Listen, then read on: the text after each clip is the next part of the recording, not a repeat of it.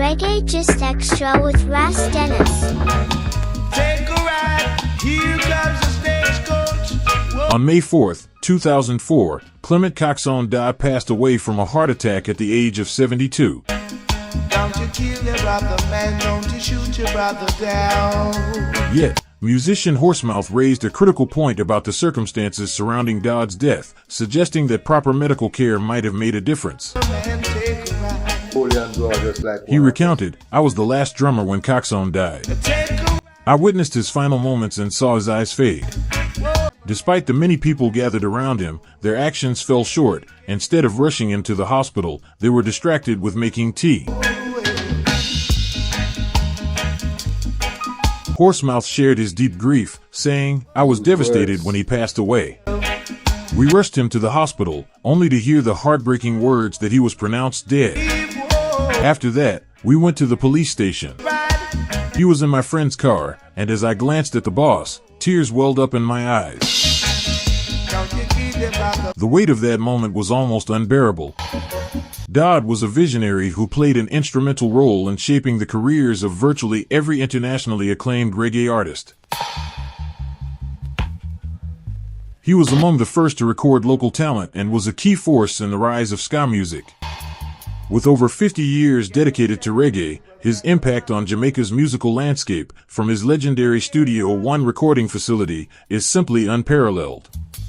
It was here that he facilitated the groundbreaking recordings of Bob Marley and the Wailers, launching them into stardom. Unfortunately, in 1979, armed robbers targeted the Studio One's premises several times and forcing Dodd to leave Jamaica and established Coxsone's Music City in Brooklyn, where he split his time between New York and Kingston. This is the untold story of Clement Sir Coxsone Dodd as told by Ras Dennis. Clement Dodd, born on January 26, 1932, became a legendary figure in the world of music, adopting the nickname Sir Coxsone after a celebrated British cricketer whose batting prowess he was said to rival. In his teenage years, Dodd discovered his deep passion for jazz and bebop, captivated by the vibrant sounds streaming from Miami and Nashville radio stations, as well as the electrifying big band dances he attended in Kingston, Jamaica. When we started recording, it was mono. In 1952, Dodd took a bold step that would change the musical landscape of Jamaica forever by launching Sir Coxsone's downbeat sound system. Armed with an impressive collection of Randy B and jazz records acquired during his time in the U.S. as a seasonal farm laborer, he created an irresistible platform for emerging sounds. As his sound system thrived, Dodd fearlessly ventured through the United States, hunting for fresh tunes to enthrall the Jamaican audience. During his travels, his dedicated mother, Doris Darlington, ensured that the music continued to resonate, faithfully managing the sound system in his absence. Dodd's ambition led him to establish 5 different sound systems, all operating each night, showcasing his relentless drive and passion. To maintain this vibrant musical empire, Dodd enlisted the talents of influential figures like Lee Scratch Perry, who became his right-hand man during the early years, along with icons U-Roy and Prince Buster. However, as with many great stories, tensions arose. Perry ultimately departed in 1966, feeling disrespected and expressing his frustrations in the poignant track The Upsetter.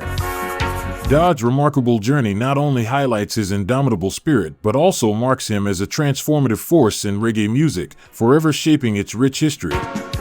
As the Randy B craze faded in the United States, Dodd and his competitors seized the opportunity to shape a vibrant new sound in Jamaica. In 1959, he established Worldisk, a record company dedicated to creating music that resonated with local audiences.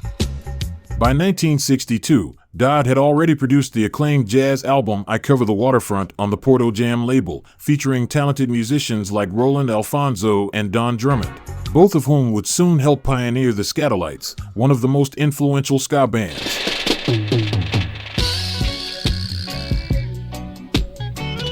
In October 1963, he breathed new life into the music scene by opening the Jamaica Recording and Publishing Studio, better known as Studio One, on the historic site of a former nightclub, The Inn.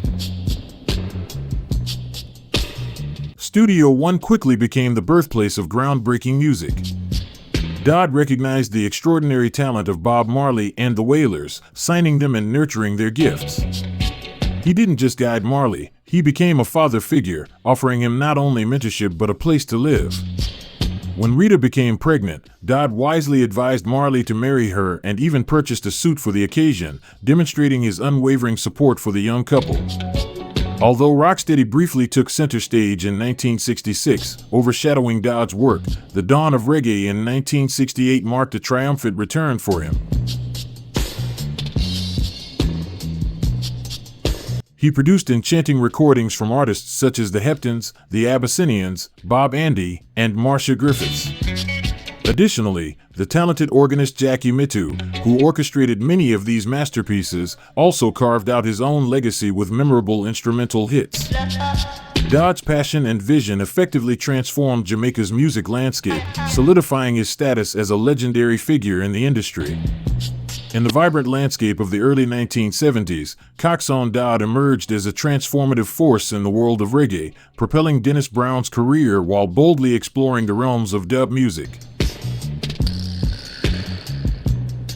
Though rival studio Channel One produced hit remixes of his rhythms, Dodd triumphed spectacularly with a Studio One revival in 1979, collaborating with trailblazing proto-dancehall artists like Sugar Minott, Johnny Osborne, and Freddie McGregor, alongside dynamic DJs such as Lone Ranger and Michigan and Smiley.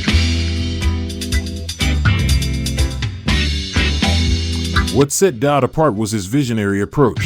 He was the first producer to establish a house band and compensate them with a weekly salary rather than a per-record fee. This innovative model redefined industry standards.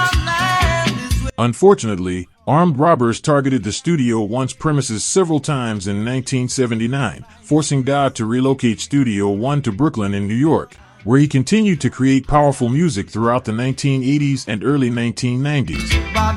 In recognition of his outstanding contributions, Dodd received the esteemed Order of Distinction in 1991, Jamaica's third highest honor. Following the passing of his mother, he made a triumphant return to Kingston in 1998, reopening the Brentford Road studio to foster new recordings. On April 30th, 2004, Jamaica celebrated a monumental occasion with a vibrant street renaming ceremony on Brentford Road, paying tribute to the iconic music visionary, Coxsone Dodd.